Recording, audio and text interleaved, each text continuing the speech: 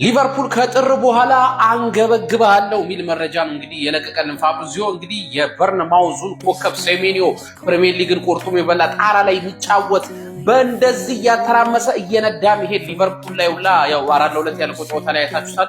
እንዲሁም ደግሞ በርንማውዝን የተሸከሙ ማን ነው? ያው እሱ ነው። እና ይህ ተጫዋችን በቅርበት እየተከታተለ ነው። ጥር ላይ ለማስፈረም እንግዲህ ታውቃለህ ለሊቨርፑል የመክፈል ጋፕ የለበትም። ይሄ ልጅ እኔ እንዴት እንደምመኘው እንዴት እንደ ቢስሚላ በዛ ላይ የአርሰናል ደጋፊም ስለሆነ ይችላል ልጁ ቢስሚላ ይሄን አውሬ አምጥቼ ክለቤ ላይ ይቀላቅለዋለሁ ብሎሃል።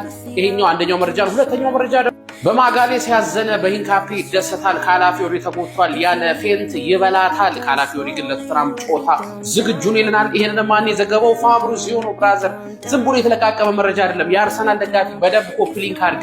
ኢምቤሞ ላይ እንግዲህ የጉዳት ቋጠሮ እንቋጥራለን። በጉዳት በኩል ያሳየንን የዩናይትድ ደጋፊ ጭንቅላቴን በቃ ጭንቅላት የለኝም የሚል መልእክት እንዳስተላልፍና አይታችኋል። ቀለል ያርግለት የ3 ዓመት ያርግለት ብሎ ማለት ነው።